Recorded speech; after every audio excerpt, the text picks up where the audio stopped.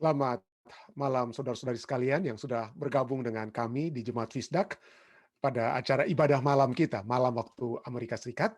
Dan kita bersyukur kita kembali dapat mempelajari firman Tuhan melalui bacaan pelajaran sekolah sahabat dan tambahan yang dapat kita lihat sebentar. Dan untuk memulaikan acara ini, saya ingin mengundang Om Pendeta Rain Kesaulia untuk dapat membuka dalam doa. Silakan Om, tolong buka dalam doa. Ya, di-unmute dulu. Di-unmute dulu, ya. Oke, Ya, oke. Ya, kedengaran? silakan. Ya, kedengaran Om. Silakan.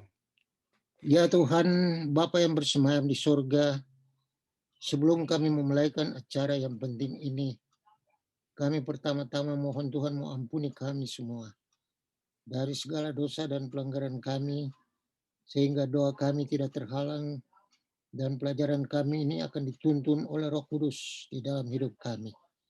Tuhan, kiranya Engkau memberkati kami semua, khususnya memberkati Pendeta Stephen Rantu. Tuhan, Engkau telah memanggil dia menjadi hamba Tuhan untuk melayani kami semua. Berikan kuasa dan akal budi sorga, Roh Kudus menuntun dia dan kami semua sehingga pekabaran yang kami terima dari pelajaran sekolah sahabat ini menjadi makin hari makin menuntun kami untuk dekat dengan Tuhan.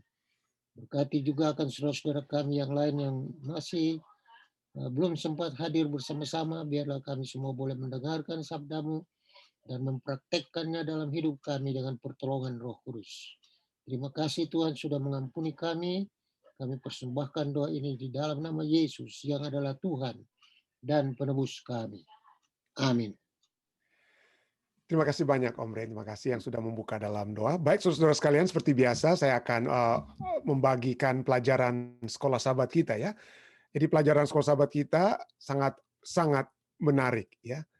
Baik, ya ini saya pikir ini dia. Oke, ya baik. Kita masih berada di minggu yang ke-6 ya. Di minggu ke-6 dengan judul berlagak seperti Allah. Jadi ini adalah judul sepanjang minggu adalah berlagak seperti Allah.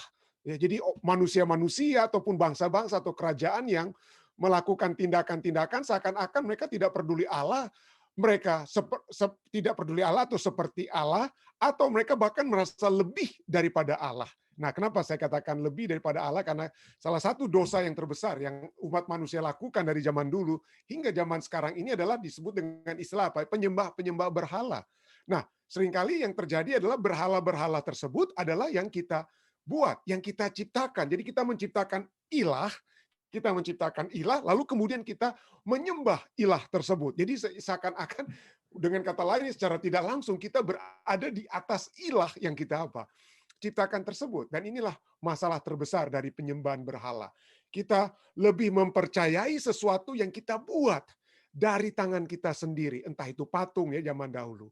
Tetapi mungkin saat ini penyembahan berhala itu bukan dari segi patung, walaupun mungkin banyak saudara-saudari kita ya, yang di New Jersey kita sering lihat sahabat-sahabat kita yang dari India ya, bagaimana mereka memiliki patung-patung yang mereka selalu taruh di mobil mereka dan kemudian mereka berdoa kepada patung-patung tersebut. Tetapi seringkali yang terjadi adalah penyembahan berlagak seperti Allah itu adalah dari segala sesuatu yang kita pikir benar untuk kita lakukan. Jadi segala hasil usaha-usaha kita sendiri. Kita merasakan kebanggaan terhadap apa yang kita telah hasilkan sendiri. Jadi itulah berlagak seperti Allah. Dan nanti kita akan lihat ya. Nanti kita akan lihat bagaimana dengan hubungan dengan pelajaran kita pada malam hari ini waktu Amerika. Jadi pelajaran kita ini berjudul pada hari ini, akhir dari kota Babel yang besar. Kota Babel yang besar yang tidak ada orang-orang di zaman itu, di zaman Babel mungkin saat itu berpikir bahwa mereka itu akan apa? Akan istilahnya berakhir keadaan mereka. Tetapi kita lihat saat ini kita dapat juga menyaksikan bagaimana Babel yang besar itu sekarang tidak ada arti apa-apa lagi. Mari kita baca. Pada tahun 626 sebelum Masehi, Nabopolassar, seorang Kasdim, ini pendiri Babel modern ya, atau Neo Babilonia ya. Pada tahun 626 sebelum Masehi, Nabopolassar, seorang Kasdim, memulihkan kemuliaan Babel dengan menobatkan dirinya sebagai raja di Babel. Dia menobatkan dirinya sebagai raja di Babel, dan inilah awal dari dinasti yang disebut dengan istilah Neo Babylon, dan turut serta dengan Media, ya, Babylon dan Media dalam penaklukan Asyur. Jadi mereka lah yang menaklukkan Asyur setelah berkali-kali Babylon dan Media ini dihajar habis-habisan oleh Asyur. Pada akhirnya Babylon dengan bantuan Media berhasil menaklukkan Asyur. Lalu anak daripada Nabopolassar, itu Nebukadnezar kedua, adalah raja yang telah menaklukkan dan mengasingkan penduduk Yehuda. Dan kita lihat dari kitab Daniel, dialah yang membawa Daniel dan sahabat-sahabatnya ke penawanan di Babylon. Dan kemudian kita tahu akhirnya. Kita melihat bagaimana akhir dari bangsa Babel, kita lihat dari Daniel 5, tadinya dia bersama-sama dengan Medo Persia, Media menaklukkan Asyur, tetapi kemudian seperti masalah-masalah perpolitikan ya, kalau memiliki tujuan yang sama mereka menjadi sahabat, tetapi kemudian Media itu tidak lagi menjadi bahagian daripada pemerintahan Babylon. Lalu kemudian di dalam kita lihat sejarahnya adalah kemudian Media dan Persia menaklukkan Babylon, dan itu diakhiri di kisahnya kita dapat lihat dari Daniel pasal 5 ketika raja terakhir Babylon, Belshazzar, itu pada malam dia mengadakan pesta walaupun sedang dikepung habis-habisan oleh tentara Medo Persia, tapi dia tidak, dengan kesombongannya dia pikir dia tidak akan pernah habis makanan dan segala sesuatu di dalam kota Babylon yang telah dikepung oleh Medo Persia, tetapi akhirnya mereka tetap dapat dikalahkan pada saat sungai di tengah kota Babylon ya, itu disalurkan airnya ya, Sungai Efrat, dan sehingga bangsa Medo dan Persia masuk dan menaklukkan dan membunuh Raja Belshazzar. Kisah yang dapat kita lihat dari Daniel pasalnya yang kelima. Jadi pada tahun 539 sebelum Masehi, ketika Koresh Raja Persia menaklukkan Babel untuk kerajaan Medo Persia, lihat dalam Daniel 5, kota itu kehilangan kemerdekaannya untuk selamanya. Lalu kemudian setelah kerajaan Medo Persia, kita tahu nubuatan Daniel 2, setelah Medo Persia ada lagi kerajaan apa ya? Kerajaan-kerajaan seterusnya. Tapi sebelumnya ya kita lihat pada tahun 482 sebelum Masehi, Ahasveros pertama dengan brutal menumpas pemberontakan bangsa Babel terhadap pemerintahan Persia.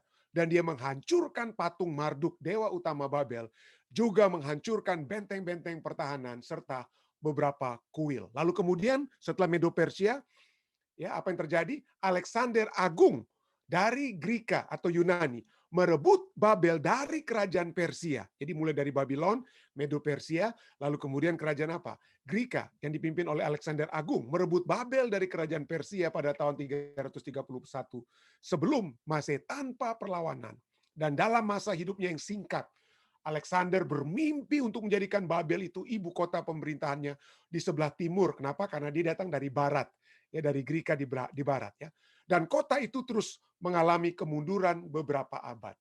Pada tahun 1900 Masehi, seorang kaisar Romawi yang bernama Septimus Severus menemukan Babel benar-benar sepi. Demikianlah kota yang masyhur telah berakhir karena diabaikan. Saat ini beberapa penduduk desa di Irak tinggal di beberapa sudut kota Babel kuno. Namun mereka tidak pernah membangun kota itu kembali seperti dahulu. Ada yang berusaha, nanti kita akan lihat ada yang berusaha untuk membangun tapi habis ya usaha tersebut. Kehancuran Babel yang digambarkan dalam Yesaya 13 membebaskan keturunan Yakub, orang-orang Yehuda ya, yang telah ditindas oleh Babel. Yesaya 14 ayat 1 sampai 3 membahas hal tersebut. Peristiwa yang menggenapi nubuatan ini adalah penaklukan Babel oleh Kores pada tahun 539 sebelum Masehi. Meskipun dia tidak menghancurkan kota itu, tapi inilah awal daripada kehancuran Babel. Sejak itu, Babel tidak pernah lagi menjadi suatu ancaman bagi umat Allah. Yesaya 13 mendramatisasi kejatuhan Babel sebagai penghukuman siapa? Penghukuman Allah ya, penghukuman ilahi. Para pejuang yang menaklukkan kota itu adalah agen Allah. Yesaya 13 ayat 2 sampai 5. Masa penghakiman disebut sebagai hari Tuhan. Hari Tuhan itu bukan hari ibadah saja, tapi arti lain yang ada di dalam perjanjian lama. Perjanjian lama tentang hari Tuhan adalah hari apa? Penghakiman. Yesaya 13 ayat 6 sampai 9. Dan kemarahan Allah begitu dahsyat sehingga berdampak kepada bintang-bintang, matahari, bulan, langit, dan bumi yang menggelapkan kota tersebut ya. Bandingkan dengan Hakim-Hakim 5 di mana nyanyian Deborah dan Barak menggambarkan ketika Tuhan beranjak, bergoncanglah bumi dan turunlah hujan dari langit. Hakim-Hakim 5. Hakim-Hakim 5 ayat 20 dan 21 menggambarkan unsur-unsur alam termasuk bintang-bintang yang berperang melawan bangsa yang menindas umat-umat Tuhan. Bayangkan, bayangkan bahwa seseorang yang hidup di Babel pada puncak kejayaannya saat itu dapat membaca kata-kata Yesaya 13, khususnya Yesaya 13 ayat 19 sampai 22. Betapa bodohnya dan mustahilnya pekabaran itu bagi mereka saat itu. Ya, mana mungkin kita lagi berada dalam puncak. Apa ini nubuatan yang ditulis Nabi Yesaya ini? Nggak akan mungkin terjadi. Tapi nubuatan itu terjadi, saudara-saudara ya. Nubuatan Yesaya itu terjadi. Dan pertanyaan bagi kita saat ini. Nubuatan apakah lagi yang belum digenapi, namun terkesan bodoh dan mustahil bagi kita yang hidup saat ini? Bagaimanakah kita dapat sedemikian bodoh untuk mengabaikan nubuatan-nubuatan itu karena saat ini kita menganggapnya apa? Mustahil. Ada begitu banyak nubuatan-nubuatan Alkitab yang menjelang kedatangan Yesus yang mungkin kita anggap ini satu hal yang apa? Bodoh. Mana mungkin? Wahyu Pasal 13 nanti seri khotbah mulai Sabat depan ini membahas tentang apa ya, nubuatan-nubuatan Alkitab. Banyak kali pikir bagaimana itu bisa terjadi. Bagaimana bisa mungkin tanduk kecil yang melambangkan suatu kuasa agama dan kerajaan dari satu kota yang kecil dapat menguasai seluruh dunia. Dapatkah kuasa tanduk kecil ini mengajak bangsa-bangsa yang besar di Timur Tengah yang berbeda agama untuk menyembah Dia? Atau mungkin kita bertanya, bagaimana mungkin ya binatang yang keluar dari dalam bumi, Wahyu Pasal 13 yang merujuk kepada Amerika Serikat akan mengajak manusia untuk apa ya? Menyembah patung dan apa? Tanda binatang tersebut, menyembah kepada tanduk kecil dengan kata lain.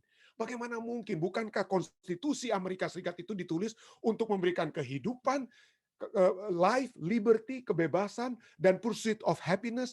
Kita semua di Amerika Serikat ini diajak untuk mengagungkan hak-hak asasi manusia, kebahagiaan dari setiap umat manusia dalam mencapai kebebasan beragama. Bagaimana mungkin kebebasan beragama itu bisa apa? Dihilangkan. Dan orang akan dituntut untuk berbakti menyembah di dalam Wahyu Pasal 13. Binatang dan patung dan tandanya tersebut. Bagaimana? Bagaimana mungkin Amerika Serikat akan menghukum mati orang-orang yang mau menjalankan ibadah mereka yang dianggap bertentangan dengan apa yang diusulkan oleh tanduk kecil. Jadi hal-hal ini saat ini kita anggap apa? Mustahil. Mustahil. Dan itu juga yang kita bisa lihat ya, bagaimana nubuatan-nubuatan itu Alkitab pada saat dibawakan seringkali dianggap apa? Mustahil. Tetapi terjadi ya. Tetapi kita dapat lihat itu adalah hal-hal yang kemudian terjadi. Nah, mari kita lihat. Mari kita lihat beberapa kepastian nubuatan ini. Apa betul kepastian nubuatan Babel ini terjadi saat ini? Yesaya 13 ayat 19 sampai 21 berkata, dan Babel yang permai di antara kerajaan-kerajaan, perhiasan orang Kasdim yang megah, akan sama seperti Sodom dan Gomora pada waktu Allah menunggang balikannya. Nah, kenapa? Kenapa signifikan sekali ya? Kenapa Babel ini akan jadi seperti apa? Sodom dan Gomora. Apa masalahnya? Apa dosa Sodom dan Gomora juga merupakan dosa Babel? Apakah itu memang kita bisa lihat ya? Apakah ada catatan Daniel? Kira-kira dosa Sodom Gomora itu terjadi di Babilonia? Nanti kita lihat ya. Kita lihat apakah akan sama seperti Sodom dan Gomora pada waktu Allah menunggang balikannya? Tidak ada penduduk untuk seterusnya. Dan tidak ada penghuni turun-temurun. Orang Arab bahkan tidak akan berkemah di sana. Dan gembala-gembala tidak akan membiarkan hewannya berbaring di sana. Tetapi yang akan berbaring di sana ialah binatang gurun dan rumah-rumah mereka akan penuh dengan burung hantu. Burung-burung unta akan diam di sana. Dan jin-jin akan melompat-lompat. Nah, sangat disayangkan ya. Terjemahan Indonesia saya nggak tahu kenapa disebut jin-jin ya. Karena di Indonesia kita percaya banyak jin itu ya. Orang yang kecil itu yang curi-curi harta orang lain itu jin-jin ya. Banyak film tentang jin. Bahasa aslinya dan juga banyak terjemahan bahasa Inggris katakan wild goats. Atau kambing-kambing liar, atau mungkin kambing-kambing yang kerasukan setan ya, dengan arti karena liarnya ya. Jadi mungkin karena kambing liar itu makanya terjemahan Indonesia katakan jin-jin yang akan melompat-lompat. Jadi tidak ada jin ya. Tapi dan kemudian ayat 22, anjing-anjing hutan akan menyalak di dalam puri-purinya, dan serigala-serigala di dalam istana-istana kesenangan. Waktunya akan datang segera, dan usianya tidak akan diperpanjang. Tahukah Anda bahwa nubuatan tentang kota Babel ini ya digenapi dengan secara literal. Anda Google saja, Reviving Babylon ya. Reviving Babylon inilah peninggalan daripada apa ya? Daripada kota Babel yang telah didirikan dengan begitu megahnya, hanya sedikit. Ada tembok-tembok Babylon itu yang megah itu sudah diangkut. Kalau Anda mau lihat, ada sebagian tembok-tembok di kota Babylon itu sekarang ada di Pergamon Museum di Berlin, di Jerman ya. Yang sisa itu hanya beberapa statu, ya ada dan hanya turis-turis saja. Tapi pun tidak banyak turis yang mau datang, tidak ada yang mau bangun. Tidak ada yang mampu. Oh, ada yang mencoba untuk bangun, saudara-saudara. Ada ya. Ada seorang yang mencoba untuk bangun. Namanya adalah Saddam Hussein. Saddam Hussein. Dan gantinya ya, dia membuat ada sebagian tembok-tembok daripada Babylon. Kenapa Babylon itu sekarang di Irak ya? Gantinya itu gambar daripada Nebukadnezar. Saddam Hussein waktu dia mencoba untuk mendirikan kembali kota Babylon, dia pikir saya akan menjadi apa? Nebukadnezar. Kenapa dia tulis ada satu inskripsi di tembok Babylon. Dia katakan this was built by Saddam, son of Nebuchadnezzar to glorify Iraq. Ini dibangun oleh Saddam Hussein, anak daripada Nebukadnezar, untuk memuliakan Irak. Tapi Anda tahu apa yang terjadi dengan usaha yang ingin dilakukan oleh Saddam Hussein untuk membangun kembali tembok atau membangun kembali kota Babylon? Gagal. 2003.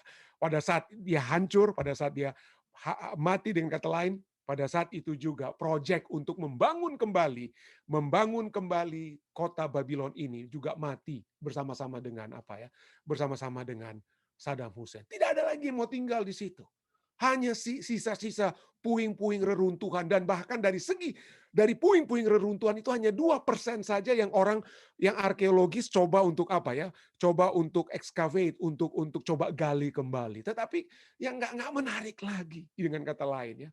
Tidak menarik lagi untuk dibangun kembali. Dan ini telah kita lihat apa? Bagaimana nubuatan Tuhan itu telah apa? Digenapi. Usaha-usaha orang modern sekalipun seperti Saddam Hussein itu tidak berhasil untuk membangun kembali Babylon yang sudah dinubuatkan. Semua nubuatan itu telah diberikan supaya kita memiliki kepastian, memiliki iman. Ya, Amos 3:7 kita sudah lihat, sungguh Tuhan Allah tidak berbuat sesuatu tanpa menyatakan keputusannya kepada hamba-hambanya para apa? Nabi. Yesus sudah katakan kepada murid-muridnya apa yang akan terjadi. Yesus sudah katakan dia akan mati, tapi hari ketiga dia akan bangkit. Yesus sudah katakan murid-muridnya akan lari, ada yang lari dan tercerai-berai. Lalu apa yang Yesus katakan? Kenapa sampai dia harus katakan itu? Kenapa dia harus memberikan nubuatannya? Yohanes 13 ayat 19, aku mengatakan, kata Yesus pada murid-muridnya, aku mengatakan kepadamu sekarang juga, sebelum hal itu terjadi, supaya jika hal itu terjadi, kamu percaya bahwa akulah dia. Alkitab berisi nubuatan hingga apa yang akan terjadi menjelang kedatangan Yesus. Ya, supaya kita percaya sebelum itu terjadi. Makanya khotbah-khotbah berapa sahabat ke depan ini segala tentang nubuatan. Supaya kita percaya. Kenapa? Supaya kita memiliki kekokohan. Apa yang kokohnya? 1 Petrus 1 ayat 24-26 ya. Semua yang hidup adalah seperti rumput dan segala kemuliaannya seperti bunga rumput. Rumput menjadi kering, bunga gugur. Tetapi firman Tuhan tetap untuk selama-lamanya. Ya. Firman Tuhan tetap untuk selama-lamanya. Tetapi inilah seringkali ya, kita seringkali suka berlagak seperti Allah. Kita tidak lagi mendengarkan firman Tuhan. Kita mau mendengarkan firman diri kita sendiri. Ya. Tapi Tuhan sudah memberikan segala sesuatunya, janjinya. Apa yang dia janjikan? Kepastian firman Tuhan itu. Dia katakan dalam Yohanes 14 ayat 3, aku akan datang kembali. Aku akan datang kembali membawa kamu ke tempatku. Supaya di mana aku berada, kamu pun apa? Berada. Pasti. Kepastian kedatangan Yesus yang kedua kali. Kepastian tentang nubuatan-nubuatan yang akan terjadi sebelum kedatangan Yesus yang kedua kali itu sama pastinya seperti kedatangan Yesus yang apa? Yang pertama. Seperti kedatangan yang kedua sama pastinya dengan kedatangannya yang pertama. Ibrani 9 ayat 28 katakan, demikian pula Kristus hanya satu kali saja mengorbankan dirinya untuk menanggung dosa banyak orang. Sesudah itu Satu kali dia korbankan dirinya waktu pertama kali dia datang, bukan? Sesudah itu apa? Sesudah itu ia akan menyatakan dirinya sekali lagi, datang lagi kedua kali, tanpa menanggung dosa. Kenapa? Karena dia sudah lakukan itu di pertama. Jadi yang kedua kalinya bukan untuk menanggung dosa, itu dia sudah lakukan yang di pertama. Yang keduanya untuk apa? Untuk menganugerahkan keselamatan kepada mereka yang menantikan dia. Jadi kunci selalu tentang apa? Bukan tentang utamanya, bukan tentang dosa atau apa, tapi tentang menanti-nantikan Tuhan. Masalah dosa itu Tuhan sudah selesaikan waktu dia di kayu salib. Lalu kehabisan daripada dosa itu nanti akan terjadi setelah kerajaan 1000 tahun, setelah di akhir ya, sebelum umat-umat manusia itu yang jahat itu akan dimusnahkan. Itu akal eksekutif judgment-nya itu akan terjadi. Tetapi yang sekarang sampai menjelang kedatangan Yesus yang kedua kali, yang terpenting adalah bagi kita untuk apa? Menantikan Dia. Ini kata yang selalu diulang-ulang. Menanti-nantikan Dia. Ya, yang menanti-nantikan, yang menganugerah, karena pada kita keselamatan itu akan diberikan. Tidak heran, kata ini diulang-ulangi terus ya. Yesaya 25 ayat 9, itu ayat inti kita sepanjang minggu ini. Sesungguhnya inilah Allah kita, yang kita nanti-nantikan, supaya kita diselamatkan. Inilah Tuhan yang kita nanti-nantikan, marilah kita bersorak-sorak dan bersukacita oleh karena keselamatan yang diadakannya. Jadi, Bagaimana cara kita menanti-nantikan Tuhan? Bagaimanakah supaya kita jangan jadi seperti berlagak seperti Allah? Ya, supaya kita menjadi umat-umat yang betul-betul yang dikatakan seperti orang umat-umat yang siap untuk diselamatkan karena kita menanti-nantikan Tuhan. Mari untuk menjawab pertanyaan tersebut, mari kita lihat kira-kira dosa Babel. Apa kira-kira dosa Babel? Ya. Apa kira-kira yang kita bisa lihat dosa Babel? Nah, dari ayatnya Yesaya 13 ayat 19 berkata apa? Dan Babel yang permai di antara kerajaan-kerajaan, perhiasan orang Kasdim yang megah akan sama seperti Sodom dan Gomora pada waktu Allah menunggang balikannya. Waduh, kira-kira dosa apa ini Sodom dan Gomora? Pada saat Anda mendengar, pada saat kita mendengar kata Sodom dan Gomora, apa yang langsung ada dalam pikiran kita? Yang sama dikatakan ayat ini, katakan Yesaya katakan dosa Babel ini adalah dosa apa? Dosa daripada Sodom dan Gomora. Pada saat kita berbicara tentang Sodom dan Gomora, tentu saja kita langsung berpikir kata apa? Sodomite. Oh, ada kata Sodomnya. Wah, itu ada konotasi seksual apa ya? Sexual sins. Dan betul, tentu saja ya. Itu adalah bagian luar daripada yang kita atau seringkali yang kita lihat diasosiasikan dengan Sodom dan Gomora itu sexual sin. Dan Tuhan juga menyatakan tentang apa ya? Tentang hal yang tidak dikehendaki Tuhan dari hal sexual sins tersebut, dosa-dosa seksual. 1 Korintus 6 ayat 9 katakan, atau tidak tahukah kamu bahwa orang-orang yang tidak adil tidak akan mendapat bagian dalam kerajaan Allah, atau bahasa Inggrisnya unrighteous, ya, orang-orang yang tidak benar, orang-orang yang tidak benar tidak akan mendapat bagian dalam kerajaan Allah. Janganlah sesat. Apa itu yang tidak benar? Contohnya adalah orang cabul, penyembah berhala, orang berzina, banci dan pemburit, ya. Penyembah berhala cabul, tapi ini umumnya orang cabul, berzina, banci dan pemburit. Jadi yang pertama-tama penyembah berhala, kenapa dalam penyembahan berhala di zaman-zaman dahulu itu selalu diasosiasikan juga dengan apa? Dengan temple, dengan istilah disebut dengan istilah temple prostitute. Jadi orang-orang di zaman Alkitab bukan hanya mereka menyembahkan anak-anak mereka untuk bisa dijadikan korban, tetapi juga pada saat mereka untuk mendapatkan blessing, misalnya untuk supaya hasil bumi mereka itu berbuah dan lain sebagainya, mereka harus bersetubuh dengan prostitusi-prostitusi, wanita-wanita pelacur yang sudah disediakan di dalam apa? Di dalam tempel-tempel ataupun tempat-tempat apa? Berbakti saat itu ya, bukan yang berbakti pada Tuhan. Jadi yang pertama di sini seakan-akan menyebut tentang sexual immorality. Tapi bahasa Inggrisnya apa ya? Apa itu banci dan pemburit ya? Do you not know that the unrighteous, menurut New King James Version ya, orang yang tidak benar atau yang tidak berada dalam kebenaran tidak akan memiliki, will not inherit the kingdom of God. Do not be deceived. Neither fornicators, nor idolaters, nor adulterers, nor homosexuals, banci, dengan kata lain diterjemahkan dalam bahasa Indonesianya dari bahasa Inggris homoseksual atau banci ya. Atau pemburit. Apa itu pemburit? Sodomites. Jadi seringkali pada saat kita melihat dosa Babel, langsung dihubungkan dengan Yesaya, seakan-akan kita melihat dosanya itu seperti apa ya?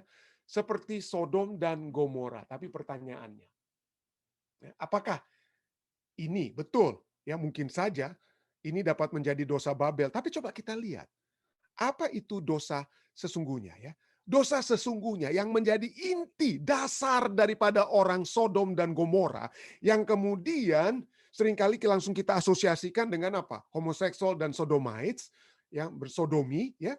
Apakah itu memang merupakan inti daripada dosa Sodom dan Gomora ya? Apakah itu sumber dosa Babel dan dosa apa? Sodom, ya. Kalau kita lihat pada saat Alkitab berbicara tentang kata Sodom dan Gomora, itu bukan hanya muncul peringatan tentang dosa Sodom dan Gomora itu bukan hanya muncul di kitab Yesaya. Mari kita lihat, apakah itu hanya dosa homoseksual? Kalau kita baca Alkitab, maka kita akan lihat bahwa homoseksualitas atau sodomi itu adalah bagian dari hasil luar dari sesuatu yang lebih mendasar. Sesuatu yang lebih merupakan inti daripada dosa Babel dan dosa Sodom. Apa itu? Mari kita lihat Yehezkiel 16 ayat 49 sampai 50. Dari sini kita bisa lihat sebenarnya dosa Sodom dan Gomora itu apa ya? Yaitu apa? Mari kita lihat, bukannya sodomi atau homoseksual saja, tapi yang lebih mendasar adalah Yeskel 16 ayat 49 sampai 50 katakan, lihatlah inilah kesalahan Sodom, kakakmu yang termuda itu, yaitu apa? Kecongkakan. Makanan yang berlimpah-limpah dan kesenangan hidup ada padanya dan pada anak-anaknya perempuan, tetapi ia tidak menolong orang-orang sengsara dan miskin. Mereka menjadi tinggi hati dan melakukan kekejian di hadapanku. Maka aku menjauhkan mereka sesudah aku melihat itu. Coba kita lihat. Apa dosa Babel? Yang sering kita lihat dari kitab Daniel. Pada saat kita membaca kitab Daniel. Coba kita lihat satu persatu. Ya, dosa daripada Raja Nebukadnezar. Kalau kita membaca. Ya, apa kira-kira dosa Raja Nebukadnezar? Yang kalau kita lihat, dia kesombongannya kan Tuhan sudah bilang dia akan apa ya, kerajaan itu akan berlalu, tapi dia kemudian kita lihat dari Daniel Fatsal 3 gantinya dia hanya kepala daripada apa? Kepala emasnya itu hanya dia, tapi dia kemudian di Daniel Fatsal 3 dia bangun satu statu atau satu statue ya yang untuk disembah semuanya dari emas. Sombong, dia nggak mau ada yang kalahkan dia. Padahal Daniel dalam mimpi dan Nebukadnezar sudah katakan, dia akan apa? Digantikan oleh kerajaan lainnya, tapi dia tidak mau. Daniel Fatsal 4, begitu juga dia tinggi hati, dia berjalan di sekeliling Ka'bah, di sekeliling tahta kerajaannya, lalu dia, kalau bukan aku, siapa lagi yang bisa bikin seperti ini? Jatuhlah dia seperti apa? Binatang untuk beberapa tahun lamanya. Daniel Fatsal 5 berbicara tentang Belshazzar. Sombong sekali. Perangkat-perangkat tempat dari Ka'bah Tuhan di Yerusalem, tempat minum dan untuk suci ya, tempat suci dia pakai untuk minum-minum mabuk-mabuk. Dia tidak kenal Daniel, dia anggap remeh Daniel dan lain sebagainya. Dosa kecongkakan dan apa? Dosa-dosa tinggi hati. Dan itulah dosa daripada apa? Sodom. Yang di dalam Alkitab. Jadi pada saat kita mendengar kata Sodom, betul, itu kesombongan itu, kecongkakan itu, tinggi hati itu dapat menyebabkan kita menjadi memiliki dosa-dosa amoral, ya, sexual immorality, itu dapat terjadi. Tetapi jangan kita hanya melihat tentang, waduh ini yang hanya yang homoseksual dan lain sebagainya itu pemburi banci itu yang tidak masuk dalam kerajaan surga. Wah, saya pasti masuk dalam kerajaan surga karena saya nggak seperti mereka. Hati-hati, ya. Karena dosa yang terutama itu adalah apa? Kecongkakan dan tinggi hati. Merasa bahwa saya sudah lebih suci daripada orang lain. Saya sudah lebih benar daripada orang lain. Dan pada saat kita memiliki hal seperti itu, maka kita, seperti judul pelajaran sekolah sahabat minggu ini, kita berlagak seperti Allah. Kita tidak sedang menanti-nantikan dia. Kita pikir kita sudah cukup, kita sudah berbeda dengan homoseksual, lesbian, dan lain sebagainya. Kita lebih dari mereka. Dan kita tidak perlu lagi memohonkan berkat karunia Tuhan untuk mengampuni dosa-dosa kita, yang terutama adalah kecongkakan dan tinggi hati yang seringkali terlihat di dalam kehidupan kita. Kita mungkin bukan seorang homoseksual, tapi kalau kita mungkin memiliki kecongkakan dan tinggi hati, Saya khawatir kita bukanlah orang-orang yang sedang menanti-nantikan Tuhan. Ya, kita bukan orang yang sedang menanti-nantikan Tuhan. Keselamatan itu diberikan pada saat kita ya menanti-nantikan kita. Kita berharap. Kenapa kita berharap? Pada saat kita berharap seperti kita pengemis yang meminta kepada Tuhan. Tuhan, saya tidak punya apa-apa. Berikanlah kepada saya. Tuhan, saya berduka atas dosa-dosa saya. Penuhilah, hiburkanlah saya Tuhan. Berikanlah kekuatan kepada saya. Ingat Yesus sendiri sudah katakan berbahagialah orang yang miskin di hadapan Tuhan. Karena orang yang kaya di hadapan manusia atau di hadapan dirinya adalah orang-orang yang congkak tinggi hati. Dan mereka merasa tidak perlu diselamatkan. Tapi marilah kita menjadi orang-orang yang miskin di hadapan Tuhan. Yang berduka cita karena dosa-dosa kita. Terutama bukan hanya karena kita melihat orang-orang yang berdosa. Tapi mari kita lihat apa dosa saya. Dosa-dosa kita. Apabila kita memiliki perasaan seperti itu, maka kitalah yang sedang menanti-nantikan Tuhan. Dan keselamatan itu akan dianugerahkan kepada kita. Marilah kita terus menantikan Tuhan dengan hati yang hancur atas dosa-dosa kita. Oleh sebab kita pun adalah manusia yang seringkali tidak terlihat dosa kita di luar, tapi ada dosa-dosa di dalam diri kita yang mungkin tidak dilihat orang lain, tapi Tuhan melihatnya. Saya bawa ini dalam nama Yesus. Amin. Baik, saudara sekalian, ada yang mau tambahkan sehubungan dengan pelajaran kita pada malam hari ini? Silakan. Ya, Ketua Ridwan, ada? Silakan. Ya, menarik sekali ya kalau kita tahu kata Babylon ini, Babel, paling nggak muncul beberapa kali dari awal setelah setelah air bah, orang-orang mau bikin menara Babel. Baru ada lagi kerajaan Babylon. Baru nanti lagi di Wahyu, Babylon lagi. Jadi kalau dari awal itu Babel itu manusia mencoba diri mereka sendiri untuk naik ke atas. Itulah karakter orang-orang yang seperti sekarang lah, yang Babel, yang dikatakan Babel. Kamu mencoba segala sesuatu untuk menyamai, berbuat baik supaya mau menyamai. Tapi bagaimanapun juga manusia itu tidak akan bisa mampu naik ke atas, karena sesungguhnya hanya Tuhanlah yang bisa, hanya Tuhan yang datang ke bawah untuk mengambil kita. Usaha apapun nggak akan bisa. Jadi kalau ada orang yang berusaha diri sendiri, atau seperti pelajaran sekarang ini, sombong, tinggikan diri sendiri, itulah karakter Babel. Dan itulah nanti yang akan dihancurkan sama Tuhan. Karena sesungguhnya kita tidak akan pernah bisa sama sekali. Itulah karakter Babel. Thank you. Terima kasih. Ya, terima kasih. Jadi bukan hanya dosa Babel, tapi itu juga dosa Sodom ya. Kita lihat bahwa seringkali ya, inilah yang sombongan-sombongan dari kecongkakan tersebut ya. Baik, terima kasih banyak Ketua Ridwan. Tambahan yang sangat baik. Baik, ada lagi yang lainnya kira-kira? Dari Om Detarin, jika ada tambahan Om, silakan Om. Jika ada, silakan. Terima kasih Pendeta Stephen. Jadi kata Babel ini memang seperti tadi kata Ketua sampai di buku Wahyu. Namun sekarang ini ayat mengatakan bahwa gereja Advent itu Babel. Jadi kita harus keluar dari Babel.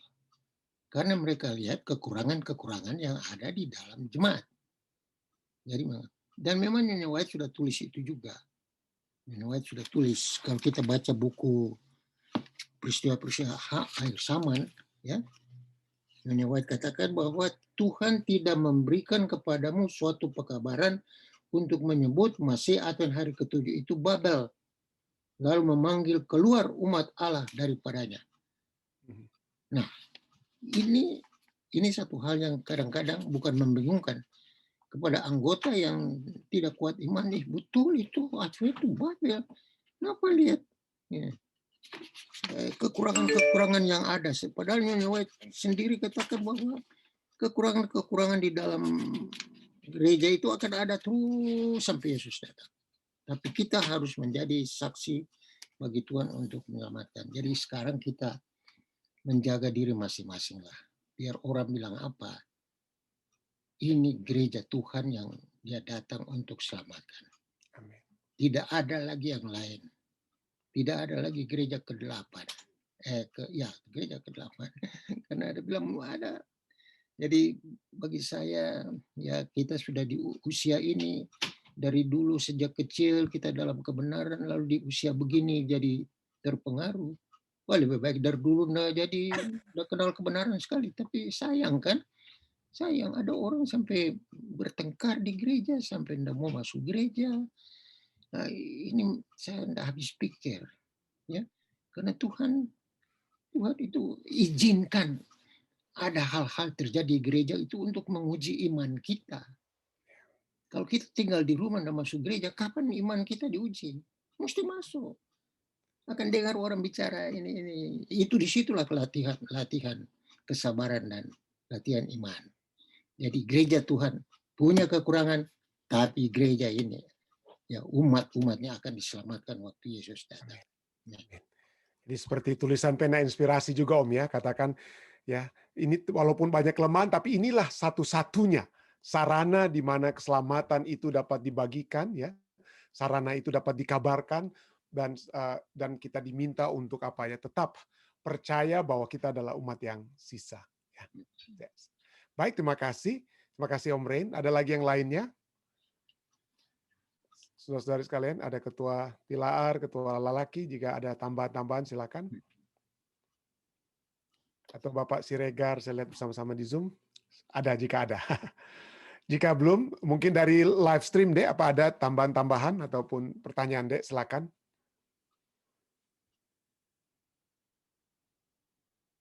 Oke, jadi tidak ada. Jadi sekali lagi kita terus akan mendalami dan melihat relevansi ya dari pelajaran-pelajaran sekolah sahabat. Kita melihat relevansi daripada nubuatan-nubuatan atau apa yang dituliskan oleh Nabi Yesaya yang dapat juga menjadi pelajaran bagi kita yang hidup pada zaman sekarang ini. Ya, makasih. Baik, kita akan masuk pada bagian yang kedua, yaitu untuk permohonan-permohonan doa. Silakan jika ada yang dapat ditambahkan dengan daripada usulan-usulan yang seperti biasa kita doakan. Ya. Mari, silakan saudara-saudara sekalian. Ada kira-kira ada hal yang mau ditambahkan sehubungan dengan permohonan doa kita? Dari Zoom ada yang mau tolong angkat tangan jika ada yang mau ditambahkan? Permohonan-permohonan doa kita? Jika belum ada, coba dari live stream silakan, Dek.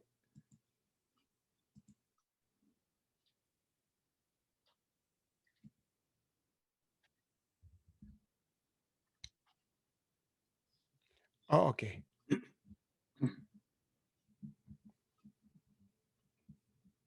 Oke. Baik. Ada lagi yang lainnya? Jika tidak ada, mungkin kita saatnya sekarang bagi kita untuk sama-sama kita bersatu dalam doa ya. Silakan, Dek.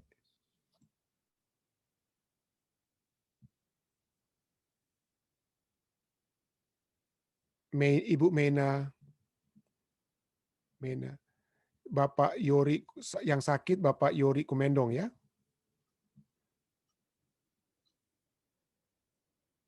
Oh ya, Yori. Eta Sarmun Kartagi. Baik, ada lagi? Jika tidak ada, mari kita bersatu dalam doa. Bapa yang penuh kasih dalam takhta kerajaan surga, terima kasih Tuhan kembali pada malam hari ini kami dapat mempelajari firman-Mu. Kepastian dari firman itu yang telah kami dapat lihat pada saat ini. Pada saat Nabi Yesaya menubuatkan tentang apa yang akan terjadi dengan kota yang besar dan megah Babylon, kami dapat melihat kegenapan daripada nubuatan tersebut, reruntuhan yang tidak dapat lagi dibangun hingga pada saat ini. Kami melihat Tuhan begitu besarnya firman tersebut.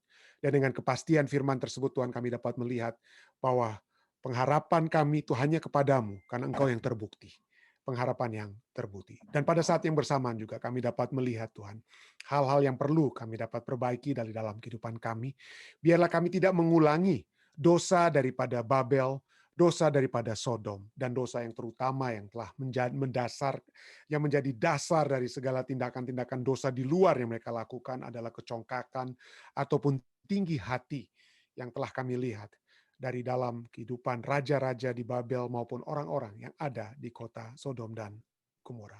Terima kasih Tuhan, biarlah ini dapat menjadi satu pelajaran bagi kami semua, agar kami dapat melihat pertama-tama ke dalam diri kami masing-masing, mengintrospeksi, dan melihat dosa-dosa tersembunyi yang masih kami lakukan, kecongkakan, iri hati, dan dendam, kemarahan, dan hal-hal lainnya yang seringkali masih menguasai kami, gantinya Roh Kudus yang menguasai kami.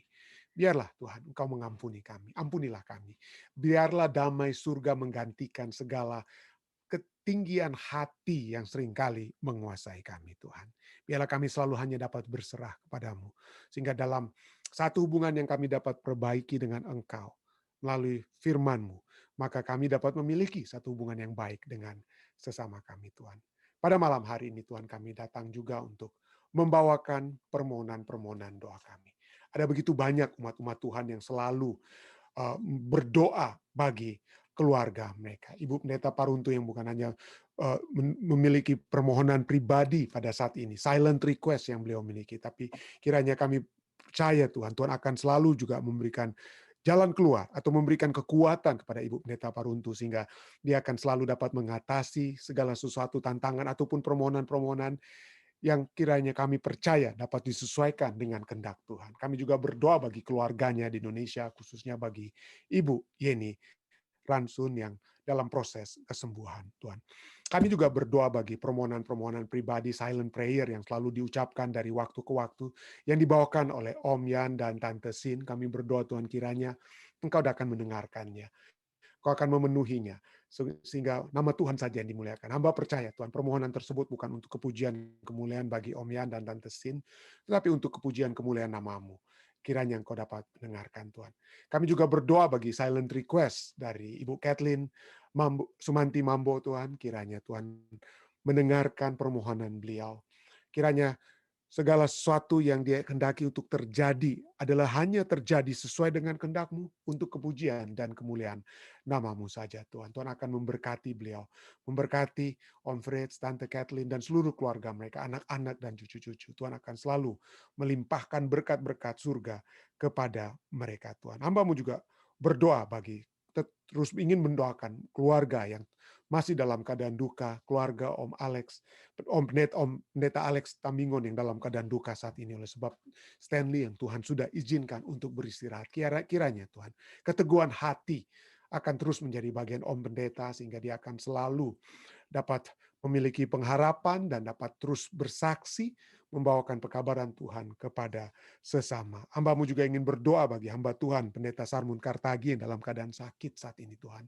Kiranya Tuhan akan menjamah beliau. Tuhan kami rindu agar hamba Tuhan ini dapat memiliki kesehatan yang lebih sempurna sehingga dia dapat kembali melanjutkan pelayanan dan ministry yang dia lakukan di California di jemaat Tuhan di Azusa. Hamba juga ingin membawakan Ibu Meina Nayuan Tuhan yang mendoakan keluarganya, sahabatnya, Saudara Yori Kumendong. Tuhan, kiranya kesembuhan dari surga dapat menjadi bagian Saudara Yori Kumendong, Tuhan. Dan seluruh keluarga dan sahabat-sahabat akan terus bersuka cita oleh sebab kesembuhan, kekuatan yang Tuhan sudah berikan kepada mereka. Hamba-Mu juga terus berdoa, Tuhan, bagi umat-umat Tuhan dengan permohonan-permohonan mereka, dengan pergumulan-pergumulan kesehatan yang mereka miliki. Kami terus ingin sebutkan Tuhan. Kami ingin menyebutkan karena kami percaya pada saat nama mereka kami sebutkan Tuhan.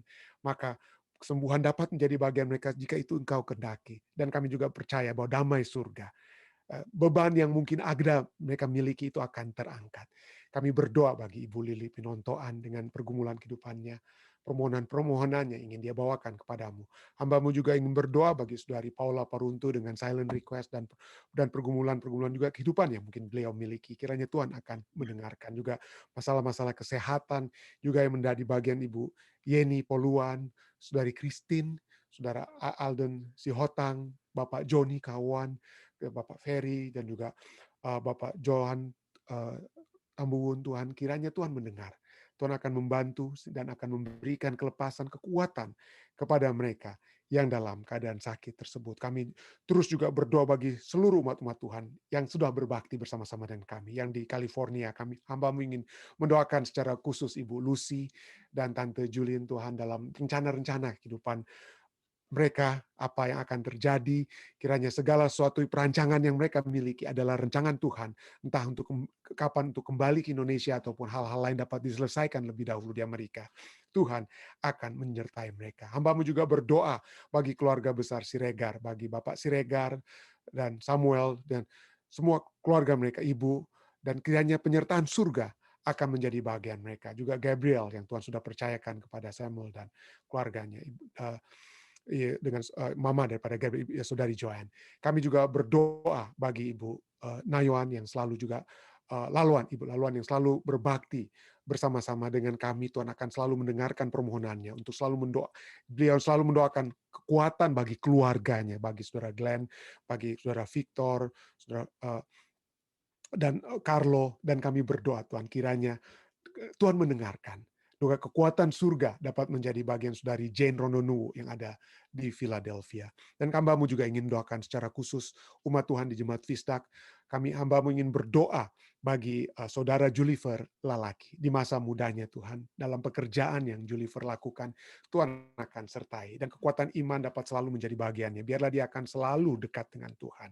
Tuhan akan selalu mengetok pintu hatinya dengan kuasa Roh Kudus. Sehingga Julifer Lalaki akan selalu lebih dekat dan dekat kepada Tuhan. Tuhan akan juga membantu untuk dia dapat melihat rancangan-rancangan Tuhan yang dapat terjadi dalam kehidupannya. Tuhan sertailah anak Tuhan ini. Hamba-Mu juga ingin berdoa bagi keluarga Manopo, Tuhan. Keluarga Manopo Paume. Bagi Aaron dan Seisi, Tuhan akan selalu menuntun kehidupan mereka. Sehingga dalam pekerjaan yang mereka lakukan, pelayanan-pelayanan yang dapat mereka lakukan, Tuhan akan berkati mereka. Jadikanlah mereka anak-anak Tuhan yang dekat kepadamu. Dan juga Tuhan akan memberkati anak-anak daripada Aaron dan Seisi, Alana dan Sean, Tuhan. Tuhan akan selalu menyertai mereka. Sehingga anak-anak ini akan selalu juga dekat dengan Tuhan. Terima kasih Tuhan. Ada begitu banyak lagi permohonan-permohonan kami yang hamba mungkin tidak sempat sebutkan. Tapi hamba percaya Tuhan akan melengkapinya.